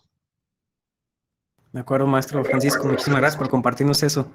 Pues fíjese, la pregunta es bastante buena y bastante compleja a la vez. Yo creo que la principal problemática que yo veo desde mi perspectiva, desde mi trinchera, como lo menciona, es esta interacción social. Fíjese qué interesante caso, ¿no? Sí, es cierto, tenemos niños que antes de la pandemia estaban en 5º grado y ahora ya los tenemos en secundaria. Créanme que el brinco de, todo lo hemos experimentado, ¿no? De escuela a secundaria no es nada fácil. Pasamos de tener solamente una autoridad educativa enfrente de nosotros, ahora a tener que hacerte más responsable de ti, porque a veces ya los papás no pueden orientarte, tienes que hacerte más responsable, tienes estos cambios físicos que los comentaba por ahí el maestro Julio, y pues no es una etapa nada sencilla, ¿sí? Entonces, el hecho de que, por ejemplo, estemos encerrados en nuestro círculo social, en nuestra familia, puede parecer que sea muy positivo porque pues sí, los valores en casa, etcétera, pero yo también veo una cuestión ahí muy importante de que no todas las familias, al menos en nuestro país y bueno, en gran parte del mundo, no existe un ambiente adecuado para el desarrollo de los niños, ¿sí? ¿A qué me refiero con esto? Existe violencia intrafamiliar, hay padres ausentes, incluso por las condiciones de la pandemia, los niños tienen que, por ejemplo, trabajar y dedicarse menos al estudio. Entonces, todo esto va a crear una brecha importantísima y ya cuando regresen a clases, totalmente, pues va a ser todo el cambio, ¿no? De, ahora sí que, ¿cómo lo hacemos? ¿Y cómo lo podemos abordar como docentes? Pues, principalmente es evitar la deserción social. ¿Cómo? De a través de un buen esquema de aprendizaje, de desarrollar buenos esquemas de aprendizaje. ¿A qué me refiero con esto? Ser buenos maestros, ¿sí? En todo el sentido expreso de la palabra. No solamente ser buena onda, que el profe que te pone 100, si es que algunos son maestros de secundaria o son maestros de primaria, no, sino simplemente que motiven a los alumnos a que continúen con los estudios, que les abran las puertas a todo este mundo maravilloso que pues hace el conocimiento, ¿no? Desde las áreas sociales hasta las áreas exactas, o sea, eso es lo que más pueden aportar ustedes, ¿sí? Porque ya otras cuestiones más complejas, como por ejemplo esto de la interacción social, va a ser algo que los niños van a tener que desencadenar por ellos mismos, van a tener que convivir. Yo también hasta me siento afectado por estas cuestiones de la pandemia. Por ejemplo, aquí me siento súper seguro platicando y conversando con ustedes, pero si los tuviera de frente, a lo mejor estaría todo tartamudo, todo nervioso, ¿sí? Entonces, son cuestiones que poco a poco vamos a tener que ir trabajando nuevamente. Pero eso es lo interesante del ser humano, que siempre está en constante aprendizaje. Entonces, lo que podemos aportar nosotros es meramente desde las aulas, ¿sí? Dándoles buenas clases que realmente los motiven a seguir en la escuela, que digan, no manches, profe, o sea, yo pensaba irme a la escuela, pero usted me abrió las oportunidades porque ahora entiendo muchas cosas y me gustaría ser un astronauta en el futuro, ¿sí? Y que los encaminemos.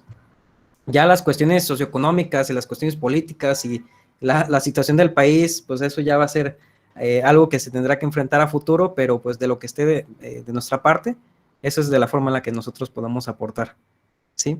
Y sobre lo que comentaba el maestro Julio, se me hace muy interesante sobre estas cuestiones de los cambios físicos. Existe mucho el tabú al hablar con cuestiones de sexualidad, ¿sí? El decir incluso hasta las palabras de los aparatos reproductores, pues genera un poco de incomodidad de, ay, ¿cómo dices eso? ¿Cómo eres capaz de decir eso? Y más en esas etapas en donde estás descubriendo estas cuestiones sexuales, las niñas se están desarrollando, los niños también, existen esos cambios hormonales, entonces las cuestiones se vuelven complicadas si los niños, por ejemplo, se educan en otras fuentes que no sean pues las que deberían ser, o sea, se alimentan de pornografía, se alimentan de contenido sexualizado en internet, en la televisión, y pues crecen con una falsidad de lo que es la sexualidad. Ustedes pueden verlo en casa, incluso, por ejemplo, el hecho de las masturbaciones, están vistas como, no manches, esto es lo peor que puede suceder, ¿no? O sea, están vistos de una mala manera y no permiten el desarrollo pleno del ser humano. Entonces, pues la pandemia lo que está generando es que los niños se alimenten de todavía información muchísimo más, ¿cómo decirlo?, sesgada, ¿sí? Entonces van a crecer con información que no tiene que ver ni al caso y van a tener ideas muy diferentes de lo que sucede realmente, ¿sí? Como es el caso de la pornografía, que aprenden que el hecho del coito, por ejemplo, es abuso, es machismo, es golpeteo y cosas por el estilo, ¿no? Y no no aprenden que es algo muchísimo más complejo que eso, ¿no? Solo por mencionar ese tipo de ejemplos. Entonces, lo que nosotros podemos hacer desde las aulas es que si son maestros de secundaria, pueden abordar estos temas, incluso aunque no sean de su materia, dense un espacio para platicar con sus alumnos y decir, bueno, van a enfrentar estos cambios, van a tenerlos de esta manera, hay que hablar sobre estos temas y sin tapujos, sin tabús ni nada por el estilo, o sea, hablen las cosas claras porque los niños necesitan la información pues de primera mano, ¿sí? Entonces, son muchas de las propuestas que se me ocurren que podamos nosotros como docentes aportar.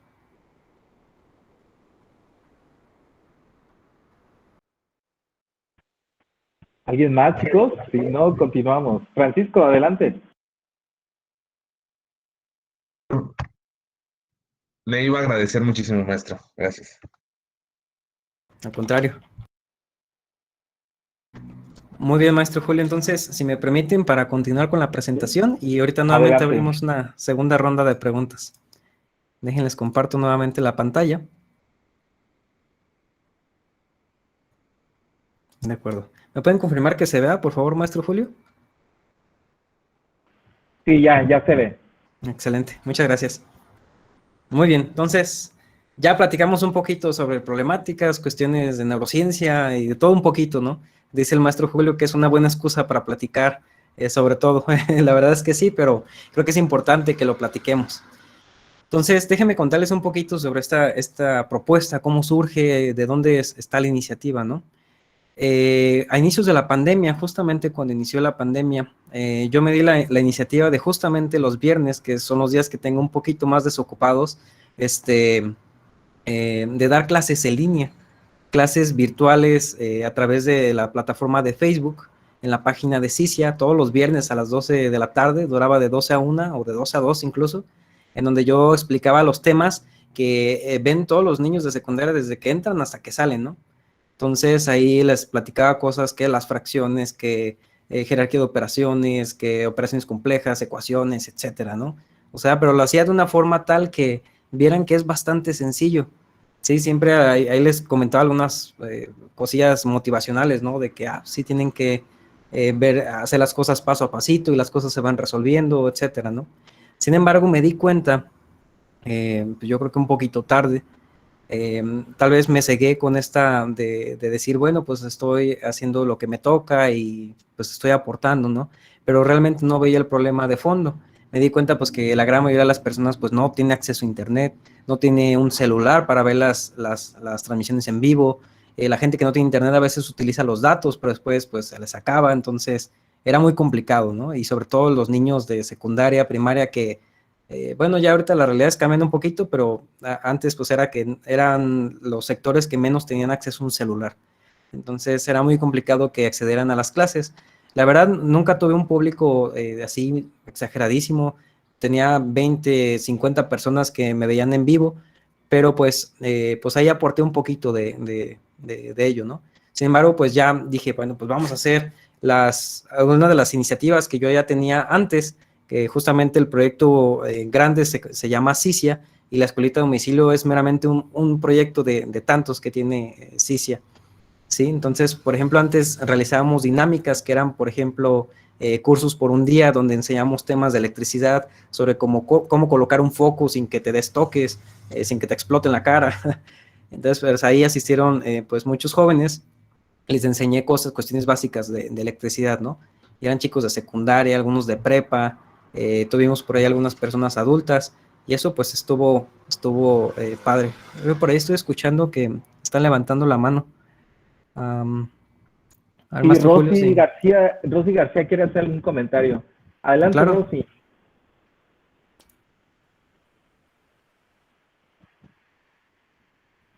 Bueno, mientras abre su micrófono, escribió en el chat que ella considera que la pobreza es un tema muy importante para el aprendizaje significativo y que cree que el aprendizaje influye dependiendo del entorno que se encuentre y que también la falta de organización de los padres y poco interés.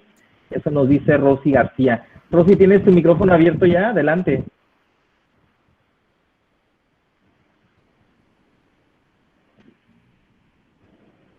Me parece que tiene problemas con el micrófono. Ah, ok. Muy bien, sobre lo que nos comentas, Rosy, muchas gracias ahí lo que nos compartes en el chat. Sí, justamente lo que platicamos al principio, o sea, la pobreza es la raíz del problema de todo, ¿no? Imagínense, no es tanto que sea la culpa de los padres, tampoco los justifico, pero piensen en el siguiente ejemplo.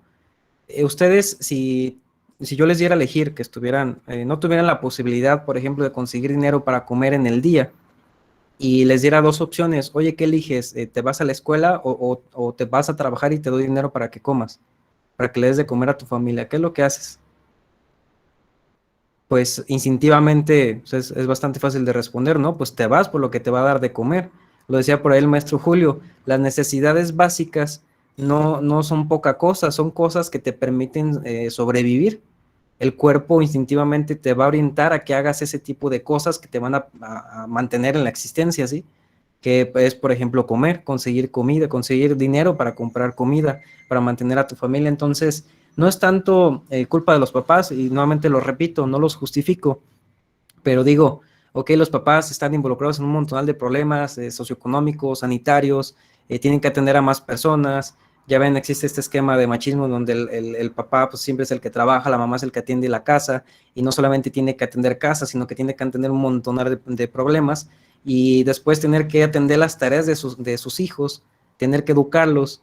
O sea, está bastante complicado. Y todo eso es derivado de la situación socioeconómica, ¿sí? Porque si tuvieran resuelto esa parte económica, pues no tendrían necesidad de andar de un lado para otro, ¿saben? Y ahora sí se pueden dedicar de lleno a la educación de sus hijos. Entonces, ahí yo nada más les pido que pues sí, todas y todos seamos muy empáticos con la situación individual de cada uno de nuestros alumnos, ¿sí? Porque no sabemos qué es lo que sucede realmente dentro de las casas de nuestros alumnos. Entonces, pues hay que simplemente que ser comprensivos. Sin embargo, nuevamente repito, no hay que justificar pues muchas conductas que también generan problemas a futuro, ¿no? Que también son por parte de los padres de familia, como bien lo comenta Rosy, que es sobre todo el desinterés. Entonces, pues tenemos trabajo que hacer, ¿no? Hay que generar ese interés con los papás. Hay que hacerles dinámicas también a los papás, porque es interesante también que los incluyamos dentro del aprendizaje de sus hijos, ¿sí? Porque muchas veces los padres, que como bueno, la gran mayoría solamente tienen educación primaria, y cuando los hijos llegan a secundaria ya se sienten excluidos por los temas. Entonces, pues hay que tratar de incluirlos en esos temas, ¿no? Si es posible capacitarlos. Ahorita con las cuestiones de la pandemia, pues nosotros como docentes podemos hacer que los papás se enseñen a utilizar las redes sociales, utilizar el celular, saber moverle a las plataformas, cómo subir las tareas por WhatsApp, cómo hacer un PDF, cosas por el estilo, ¿no? Entonces, eso también es chamba de nosotros, ¿de acuerdo? Muy bien. Bueno, entonces, prosiguiendo con la exposición, les comentaba entonces que antes de la pandemia, pues a través del proyecto de CICIA, pues teníamos dinámicas presenciales, que eran como estos de los cursos por un día, donde enseñamos diferentes temas justamente por un único día. Entonces, surge la necesidad, una vez que me doy cuenta de que pues no llegaba al público que debería. Entonces dije, bueno, pues, ¿por qué no cumplir con esta cuestión? Ya que pues discutimos sobre esto del aprendizaje, me di cuenta que, por ejemplo, ahí es complicado que un niño que apenas está desarrollando sus potenciales, pues me presta atención por más de 10 minutos incluso, ¿sí? A través de la pantalla es muy complicado. Entonces dije, bueno, pues, ¿qué tal si voy directamente a sus casas, juntamos un grupo reducido de niños y pues empezamos a generar esta interacción, ¿no? Eso creo que es más beneficioso que solamente ver a través de la pantalla. La única ventaja que veo de dar las clases así en internet es que quedan grabadas, quedan accesibles, pero yo le voy más que ese tipo de contenido es como para un nivel más, cuando tenemos un nivel más de que somos más autodidactas, ¿sí? Entonces, ahorita los niños necesitan una orientación, necesitan un guía. Por eso, pues, surge la iniciativa de Escuelita a Domicilio. Por aquí les muestro estas fotos, que tengo muchísimas más, pero por respeto de los niños, estas fotos se las muestro porque justamente, pues, por ahí nos hicieron un favor nos hicieron una pequeña entrevista en televisión de Mega Noticias para dar a conocer el proyecto, y pues que pudiéramos tener un alcance muchísimo mayor, ¿no? Porque nuevamente nos enfrentamos al problema de que lanzábamos la convocatoria por Facebook, pero no todos tenían acceso a estas herramientas, entonces llegamos a un grupo limitado. Nosotros queríamos pues llegar a la gente que más realmente más lo necesitara, ¿sí? Entonces, una vez que tuvimos el acceso a este tipo de medios, pues el alcance fue muchísimo mayor. Ok, antes de proseguir, creo que por ahí escuché otra pregunta, maestro Julio. Sí, es un comentario de Andrea. Dice, de hecho, desde que comenzó la pandemia, un 40% de la población estudiantil ha dejado los estudios para trabajar y tener un medio de sustento y por no tener los medios necesarios para las clases virtuales. Exactamente. Nunca mejor dicho. Muchas gracias, Andrea, por compartirnos ese comentario. De acuerdo. Entonces, bueno, pues por aquí pongo el video de esta pequeña entrevista la intervención que nos hicieron a través de los medios, y que créanme que estas cuestiones no las veo yo como una cuestión de fama, de darme a conocer o este tipo de cuestiones egocentristas, sino que más bien yo agradezco mucho que nos hayan abierto el espacio, porque realmente nosotros queríamos llegar pues a más personas, realmente a gente que lo necesitara, ¿no? Me ha tocado ir a partes de mi comunidad que yo ni siquiera sabía que existían, y lo digo sin pericia, ¿no? O sea, realmente me tocaba ir cruzando arroyos hasta el extremo de las casas del municipio, y pues bueno, estamos en planes de acceder pues a las comunidades del municipio, ¿sí? De ahí es donde existe la mayor incidencia de rezago educativo, pues ahí en Tangamandapio. Sin embargo, como pueden ver ahí en el video, pues todos los niños que necesitan la atención, pues nosotros se lo brindamos de alguna manera, ¿no? Hemos atendido a niños de primaria, de todos los grados, primero, segundo, tercero, cuarto, quinto, sexto, hasta niños de secundaria y algunos de preparatoria. Entonces, pues ha sido una iniciativa que me siento bastante orgulloso de que la gente haya respondido bien, en el sentido de que nos abra las puertas. Yo me siento súper contento porque pues soy un extraño, a pesar de que soy del mismo pues, el lugar donde vivimos todos, tienen su casa, pero me siento muy agradecido de que te abran la puerta, de que tengan la confianza de poder educar a sus niños, ¿saben? Entonces, aunque no me lo crean, todas estas cosas que les platicaba al principio, las aplico dentro de estas pequeñas clases que doy de la escuelita a domicilio.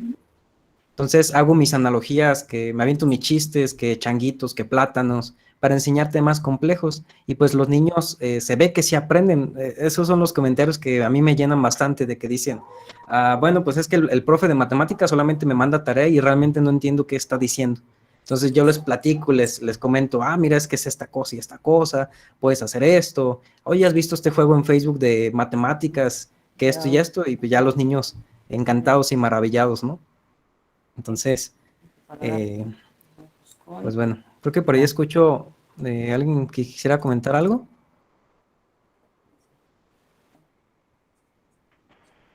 Déjame, creo que tiene activado su micrófono. De acuerdo. Listo. Continuamos, Gracias, maestro. Muy bien, entonces, déjenme platicarles un poquito sobre este proyecto que es el CICIA, que es el proyecto grande, porque como les comento nuevamente, la escuelita a domicilio solamente es como una partecita chiquita de este gran proyecto que lo venimos trabajando desde el 2016. CICIA es un acrónimo que dice lo siguiente, es sembrar, imaginar, crear, innovar y ayudar.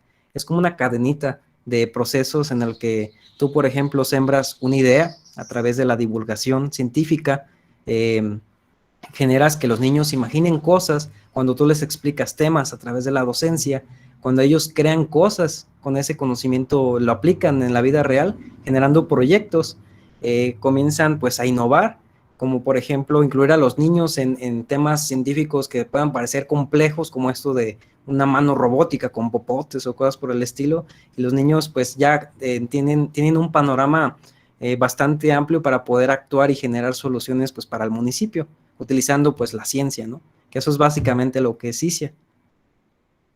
Por ahí les muestro el loguito, que es un foquito que tiene que ver pues con todo este acrónimo, ¿no? CICIA es un proyecto, pues como les comento, comenzó en el 2016 como clases particulares, simplemente creé este nombre al principio, bueno, se llamaba de otra forma, meramente como si fuera una marca, porque yo antes daba clases particulares y pues cobraba pues modestamente, la verdad. No tengo la imagen por aquí, pero mis primeras clases que yo impartía las cobraba en 10 pesos, o sea, 10 pesos por clase, ¿sí? Y muchos niños asistían, y a veces no traían para pagar y créanme que realmente no les cobraba nada, a veces hasta se me olvidaba cobrarle la clase, la verdad.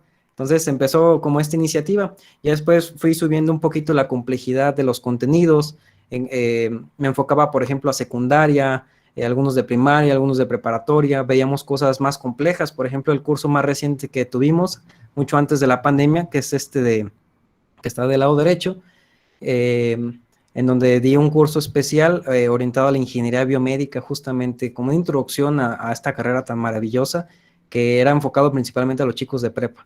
Vimos electrónica, programación, explotamos cosas, hicimos un incubador, o sea, hicimos un montonal de proyectos bien padres, y explicados de una manera sencilla, pues son chicos de prepa, y esos son temas que yo los vi hasta la universidad.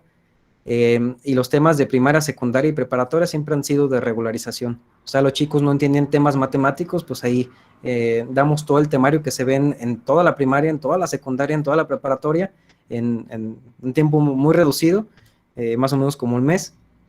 Pero siempre abordamos todos los temas, ¿no? Y los niños salían súper contentos, mejoraban sus calificaciones, pero nuevamente nos vamos al problema de, por ejemplo, el acceso a este tipo de servicios educativos, ¿no? Porque aquí pues tiene un precio, ¿sí? Daba los precios 25 pesos la clase, ¿sí? Pero nuevamente yo platicaba con personas que realmente necesitaban ese tipo de servicio y pues yo no les cobraba absolutamente nada porque pues hay que generar soluciones, ¿no? Más que nuevamente crear otra vez una brecha, ¿sí? Ok, sé que los niños aprenden conmigo, pero les estoy cobrando, entonces ahí estoy creando nuevamente una brecha, ¿no? Entonces, pues son cosas que fui puliendo poco a poco. Por aquí les muestro algunas imágenes, algunos videos de las cosas locuras que hicimos por ahí dentro de esos cursos. Yo me sentía súper contento que niños que estaban entrando a la secundaria ya sabían lo mismo que un chavo que estaba entrando a la preparatoria, ¿no? Ya saben hacer ecuaciones, fracciones, entendían esos conceptos que incluso, como les comento, yo no comprendía hasta que llegué a la licenciatura. Yo no sabía para qué eran las fracciones, yo no sabía cuál era la utilidad real, entonces pues eso fue mi intención de que realmente entendieran cosas. Y se fijan, muchas de las cosas pues tienen que ver con la generación de experiencias. Hacíamos concursos, por ejemplo, estilo 100 mexicanos dijeron, para hacer exámenes, hacíamos experimentos químicos, por ejemplo, esto de soplar y que saliera fuego de nuestras bocas, supuestamente. Jugábamos videojuegos, todo ese tipo de cuestiones les generaban experiencias de aprendizaje. Estos esquemas se consolidaban muchísimo más, entonces era por eso que tenían un rendimiento mejor cuando llegaban a la escuela, ¿no? Porque habían aprendido a través de las emociones. Entonces, pues la verdad es un orgullo todo el respaldo que he recibido, sobre todo de la gente.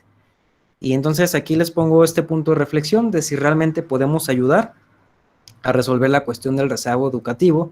Pues sí, es un rotundo sí. ¿Cómo lo podemos lograr? Pues nuevamente generando experiencias a través de la inteligencia emocional, ¿sí? Generando experiencia a través de las emociones, generando clases que a los niños los emocionen y principalmente también a nosotros como docentes, porque a veces tenemos esta idea sistemática de decir, bueno, pues los niños son mis alumnos como si fueran clientes y una vez que salen del salón de clases me limpio las manos y no los veo hasta el día de mañana. Ya es responsabilidad de los demás lo que suceda con ellos, ¿no? Y realmente no debería ser tan así, ¿saben? Sino que la interacción entre docente y alumno debe existir un vínculo súper fuerte, que los niños se sientan en un espacio de confianza, de seguridad absoluta, que puedan ser ellos mismos, que puedan aprender, que puedan expresarse sin represalias, que algo que puedan recibir en casa incluso, que sea como el lugar donde llegan y pues pueden relajarse, pueden aprender cosas, desarrollar todos sus potenciales. Entonces, nada más chequen la responsabilidad tan grande que tenemos, ¿no? Como docentes. No sé si alguna vez se lo han preguntado de cuando ustedes cruzan la puerta del salón de clases, ustedes ahí tienen una responsabilidad grandecita, ¿eh? O sea, ya esto ya no tiene nada que ver que si el presidente de la República, que si las políticas públicas, que si la cuestión socioeconómica. Cuando ustedes tienen a los niños ahí dentro de clase, ustedes son responsables de ellos. Entonces, por esta razón también los convoco a la empatía con sus alumnos. No los sobrecarguen de tareas, de trabajos, sin explicar antes. Generen experiencias a través de esta misma iniciativa de la escuelita a domicilio, que ustedes, aunque no se hayan dado cuenta, la están replicando. ¿sí? El hecho de que citar a los alumnos a clases, de ir a sus domicilios, pues están haciendo esta misma iniciativa, están generando esta interacción, están generando estos vínculos, están apelando al circuito emocional, están haciendo todo este tipo de cosas. Entonces, realmente estamos ayudando a disminuir el problema del rezago educativo, que sí es un problemón grandísimo, que a lo mejor no nos tocará ver que se resuelva, pero pues por lo menos estamos aportando lo que nos toca. Entonces, antes de finalizar y abrir nuevamente el espacio de preguntas y comentarios, les quiero dejar con esta reflexión. Es una frase que pues bueno, surgió de todo este proceso que hemos llevado desde el 2016, que dice así: todos tenemos una responsabilidad en esta vida, que es transformar el pequeño pedacito de tierra en el que nos ha tocado existir, ¿sí? Todas y todos somos responsables del lugar donde nos toca, ¿sí? Principalmente como docentes, nuestro pedacito de tierra es ahí en las aulas de clase. Son 30 y tantos cerebritos, 30 y tantos universos en el que nosotros tenemos la responsabilidad de formarlos, ¿sí? O sea, créame que la docencia es una de las carreras más apasionantes y maravillosas que se pueden topar en la vida. O sea, dar clases es una experiencia súper enriquecedora, ¿sí? Así que hagan buen uso de esta herramienta que es la docencia, y pues bueno, pues hay que fomentar el desarrollo académico y humano de nuestros niños, ¿de acuerdo? Entonces vamos a abrir el espacio de preguntas. Por aquí les dejo mis contactos. Tienen por ahí mi correo, mi perfil de LinkedIn, mi Facebook, Twitter, el YouTube de Cicia, y por ahí tengo otro proyecto que se me olvidó por ahí comentar, pero también para cubrir la cuestión de la divulgación científica, tengo un proyecto que se llama como Biomedical Teachings, que ya es más enfocado a la ingeniería biomédica, pero tiene la misma intención que Cicia, es compartir conocimiento de una forma que sea bastante sencilla, ¿sí? Nada más que pues ya tiene un nivel de complejidad un poquito mayor, porque pues es para un público más específico, y Cicia pues tiene que ver con temas muchísimo más generales, ¿sí? Entonces ahí, por si se animan, pues los invito a seguirme en estas redes sociales, y en caso de que lleguen a necesitar algo de mi parte, estoy en toda la disposición de apoyarlos. Escríbanme un correo a ricardo.gm12@gmail, y pues por ahí nos estaremos viendo, ¿sí? Como dice por ahí el título de las charlas, pues juntos a la distancia. Entonces, maestro Julio, abrimos nuevamente el espacio de preguntas.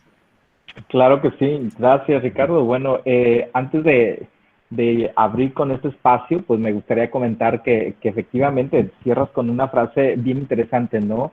Y el hecho de que estemos el día de hoy 27 personas conectados no es es una causalidad, ¿no? No es casualidad que estemos aquí, hay una causa. Y yo creo que el día de hoy lo que hiciste es abrirnos un panorama muy grande al trabajo que estamos haciendo.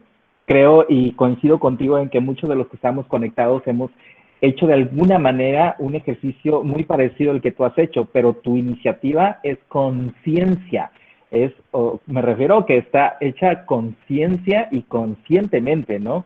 El hecho de hacer un ejercicio como el tuyo y esta iniciativa, que hayas hecho toda esta investigación y el que hayas presentado de esta manera y que ya esté de esta manera estructurado, estás creando ciencia, y eso es lo importante, ¿no? Que todo lo que hagamos, todo el conocimiento que tengamos, no solamente esté en plática, sino que esté en algo más tangible, como un documento, como esto que tú nos presentas. Muchísimas gracias por este ejercicio, felicidades, por supuesto, por la iniciativa.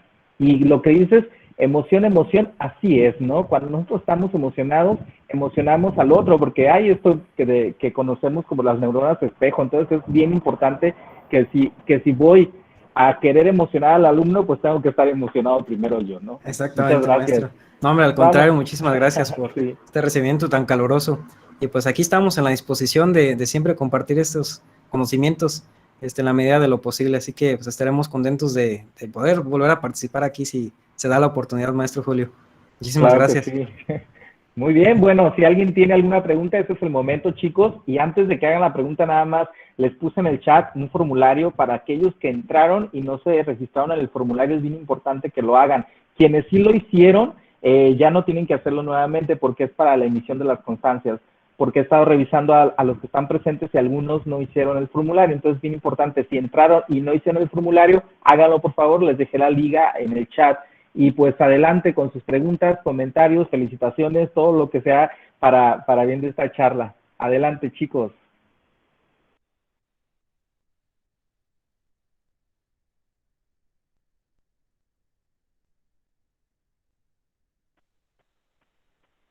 Los escuchamos, están tímidos el día de hoy, ¿qué pasa?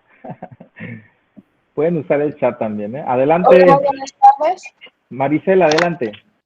Buenas Mi tardes. nombre es Marisela, solo para comentarle de que, pues, cuando dijo usted sobre la involucración de los padres de familia, en mi caso, pues yo estuve dando clases por este medio de comunicación que es Meet, y solicitaba, cuando era un tema así como algo complicadito, solicitaba como la presencia de los papás.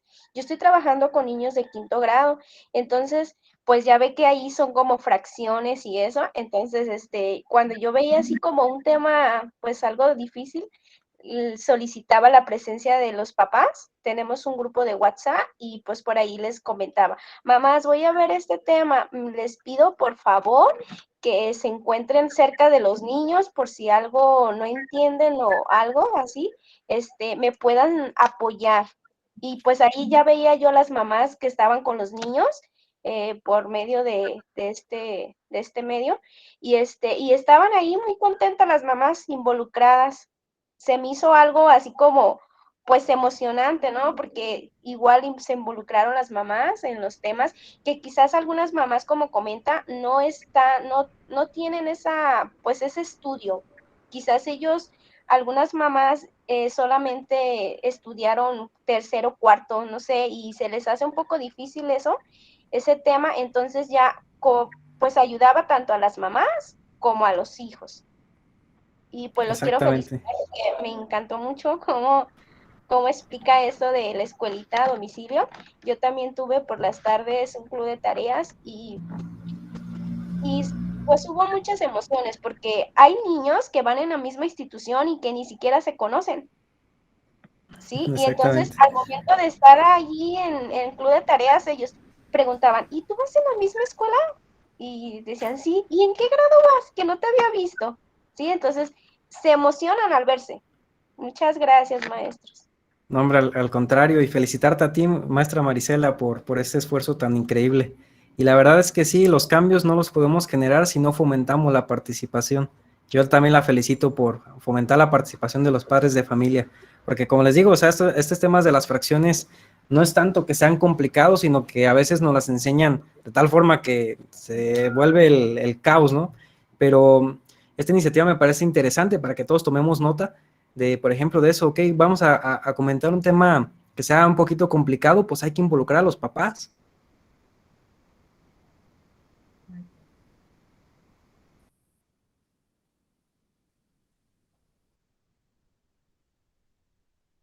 Tienen la disposición de, por ejemplo, estar a través de las videollamadas y eso, entonces, perfectísimo, o sea, se me hace una iniciativa también padrísima, maestra Marisela. Así que para que también todos tomemos nota, yo también por ahí voy a tomar nota de eso. Muchísimas gracias. Al contrario.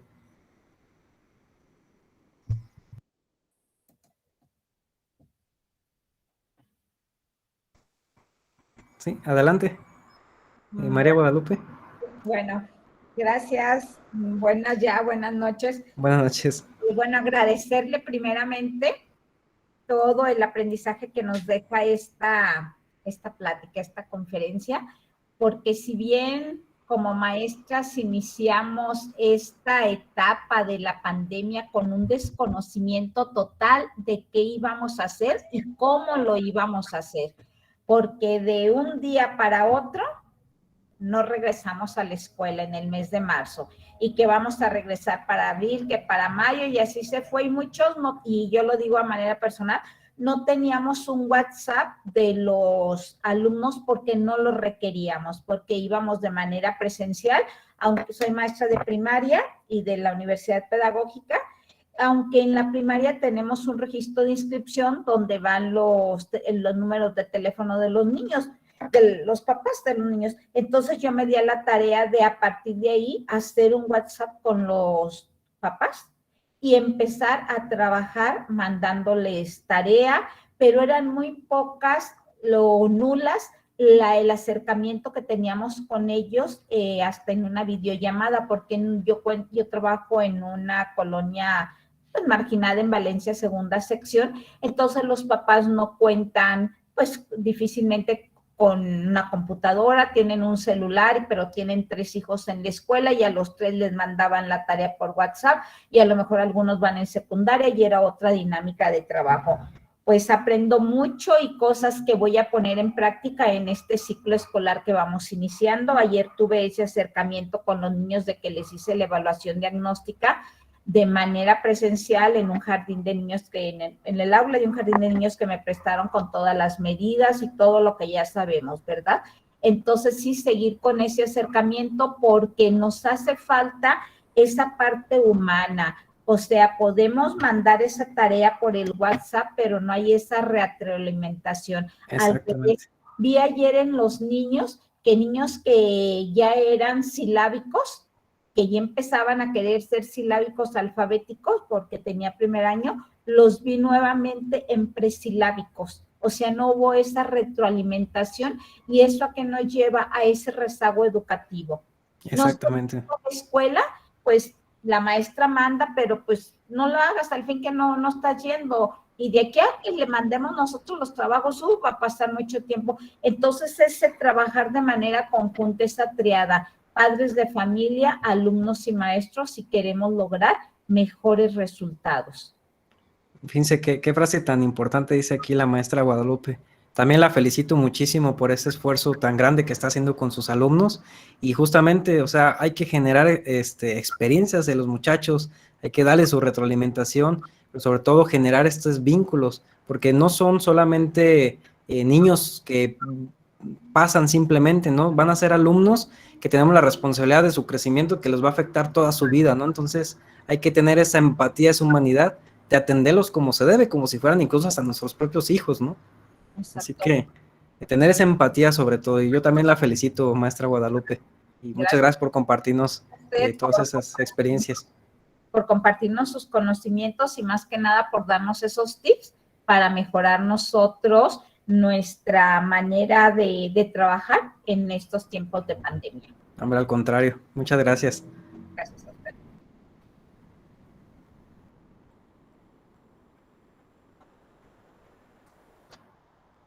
Creo que está Carla Servín, levantó la mano también, maestro Julio. Creo que tiene censurado su micrófono también, maestro. Sí, está. El maestro también está hablando y no se escucha. ¿Quién participa Sí. primero? Rosy García y Carla Servín, maestro Ricardo. Sí. Con la mano levantada. Ok. Buenas tardes a todos. Me Buenas pareció tardes. un tema muy interesante ese de la escuelita. Yo igual soy estudiante de la UPN y estoy haciendo algo parecido aquí con mis vecinos porque actualmente con eso de la pandemia, como comentaba, muchos maestros mandan la tarea y no explican nada. Y hay padres de familia que no saben, no han ido a la escuela o no tienen conocimientos de los temas. Y yo igualmente estoy ayudando a mis vecinos a explicarles. Estoy contribuyendo un poquito con mis conocimientos para también agarrar un poco de experiencia. Eso está también excelente, Carla. Qué bueno que también nos compartes eso. Y es como les digo, o sea, todos estamos haciendo esta iniciativa, aunque a veces no nos damos cuenta, ¿no? Entonces, justamente eso, a mí me molesta mucho el sentido de que los profes nada más mandan tarea, no explican, y luego hasta se ponen un poco molestos cuando las mamás reclaman de, oye, maestro, pues es que no le entendemos. Y no, pues ahí háganse bolas. No, pues eso no es educación. Ahí lo que sucede es que estamos discutiendo nada más contenidos. Voy nuevamente a ese tema, a ese punto. Mandamos un trabajo, una lectura. Sí, los niños lo hacen, o a veces son los papás los que hacen las mismas tareas, y realmente no hay un aprendizaje efectivo por parte del niño, porque nada más entienden que están discutiendo cosas, algo que se debe de ver y punto, ¿sí? No hay un aprendizaje real de dónde lo aplicas, qué es lo que te genera, ¿sí? Entonces, ese tipo de iniciativas, el hecho de estar cara a cara, evita que sucedan ese tipo de cosas, porque pues estás enfrente, ¿no? No es como que en el WhatsApp que, oiga, maestro, no le entendía esto, y pues la dejas en visto y ya no contestas, ¿no? O sea, y ahí estás de frente y pues por lo menos ese tipo de situaciones se evitan. Y eso es justamente lo que debemos de evitar nosotros como docentes, sobrecargar a los niños, porque a veces decimos, no, pues es que mientras más tarea, a lo mejor más aprende, pero no siempre resulta el caso. Entonces tengan mucho cuidado con eso y pues también felicitarte, Carla, también por esa iniciativa que haces ahí con tus vecinos, porque de poco a poquito es como se van construyendo esos cambios, ¿sí? Sí, muchas gracias. Al contrario. A ver, no veo quién más tiene levantada la mano. Rosy, me parece.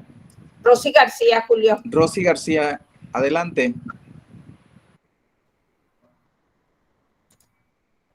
No, se quedó así desde que puse el comentario en el mensaje. Sí, Pero bueno. no. ¿Alguien más, Sí. chicos?